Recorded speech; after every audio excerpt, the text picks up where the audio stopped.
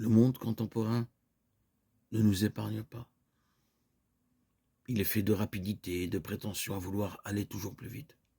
Par exemple, les ordinateurs ont acquis une grande capacité de travail. Ils vont de plus en plus vite et tout le monde espère qu'à l'avenir cela ira encore plus vite. Pour nous qui sommes croyants, il ne faut pas oublier le temps de Dieu.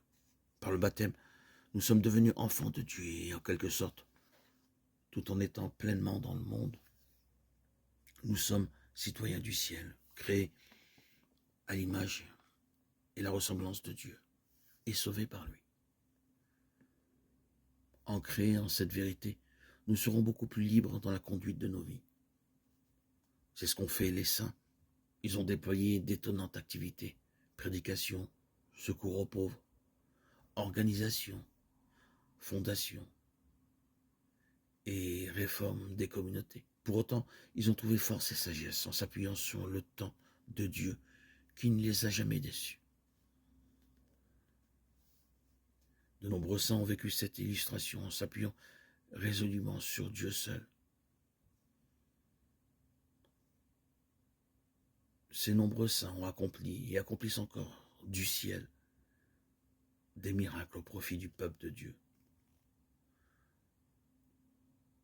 Leur détermination qui a traversé les âges, les générations, l'histoire du monde, a marqué le monde chrétien. Leur charisme n'a pas été gaspillé, car ces saints qui ont traversé l'histoire étaient amoureusement attachés au Christ Sauveur. Puisse Dieu aujourd'hui susciter en nous de tels géants de la foi, par ce monde tant éprouvé et meurtri. Il nous faut prier avec force pour leur ressembler, lire leur biographie, leur histoire, qui sont pour nous des boussoles, des chemins qui nous mènent au Christ. Dieu sait ce dont nous avons besoin. Il nous envoie ses lumières, ses lampadaires tout au long de l'histoire pour nous tracer le chemin, pour nous guider. À travers eux, nous pouvons comprendre et saisir quelle est la volonté de Dieu pour notre propre vie.